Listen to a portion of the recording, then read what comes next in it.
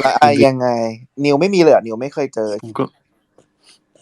ไม่ค่อยนะพี่ออฟแต่แบบเคยแค่ที่ตอนไปอยู่จีนครับแต่มันเป็นเรื่องที่สั้นมากแล้วก็ตอนนี้ก็ไม่ได้กลัวแล้วมันจบด้วยแบบมันจบแบบตลกยังไงไม่รู้อะยังไงแบบคือที่จีนก็ตอนนั้นผมไปเป็น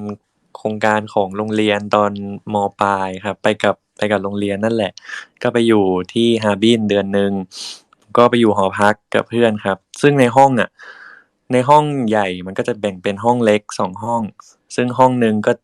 นอน2คนครับผมกับเพื่อนก็นอนด้วยกันแต่ว่าตอนนั้นคือคลาสของผมกับเพื่อนอ่ะมันก็จะมีบางช่วงที่เวลามันก็คือต้องแยกกันไปเรียนบางคนก็จะว่างบางคนก็ต้องไปเรียนแล้วผมก็แบบตอนนั้นผมว่างผมก็เลยกลับมานอนที่ห้องแล้วเพื่อนก็ไม่อยู่ใช่ไหมแล้วผมก็นอนอยู่คนเดียวแล้วก็ผมก็นอนอยู่แล้วพอแบบหลับตาไปสักแป๊บหนึ่งแล้วมันเหมือนคือผมมาหลับอยู่แต่มันก็เหมือนรู้สึกตัวแล้วมันก็เห็นภาพห้องห้องห้องที่เรานอนอยู่มันแบบมันมืดๆแล้วก็แบบพอจะขยับตัวมันก็ขยับไม่ได้อ่ะเฮ้ยทำไมพอเล่าอะไรก็เริ่มกลัวแล้วเนี่ยพอแบบพอจะขยับตัวมันก็ขยับไม่ได้แล้วก็พยายามจะร้องนะพยายามจะร้อ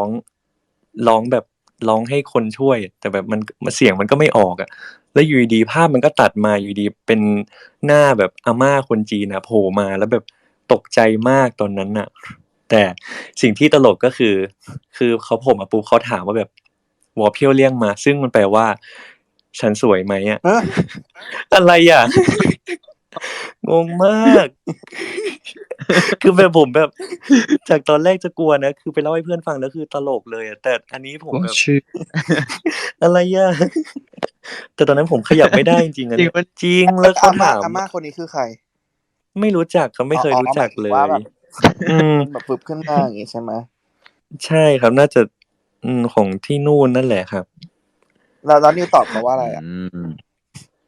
ไม่ได้ตอบเขาตื่นก็คือตื่นเลยมันเอ้ยหรือ ต ว่าก ต ใจ อบ หน้าป้าใช่ไหม งงมากงงเลย เขาก็น่ารักนะ น่ารักครับแต่โผล่มาแบบนี้ไม่น่ารักนะมันมาแบบ ชอ มา บ แบบ ดิ ผมผมกลัวนะตอนนั้นน่ะแบบห้องมันมืด พู อ่ะ ดได้แบบเสียงยังไงหัวเพี้ยวเรียกแม่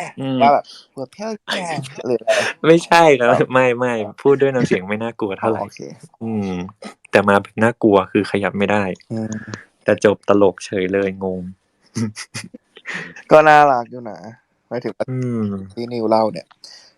ก็แต่ว่าเอาจริงๆแต่ก็น่ากลัวนะเอาจริงผมเพิ่งเคยน่ากลัวนะเห็น เดียว เห็นเป็นหน้าคนเหรอนี่อยู่ดีๆเขาก็โผล่มาเลยอ่ะพี่เนทโผล่มาเป็นหน้าเป็นตัวคนเลยอ่ะแล้วตอนนั้นคือนิวหลับตาอยู่ใช่ป่ะใช่ครับผมมาหลับอยู่แต่คือมันเหมือนอยู่ในฝัน กึ่งต่างกึ่งต่างกึ่งตื่นใช่ไหมกึ่งหลับกึ่งตื่นใช่ครับ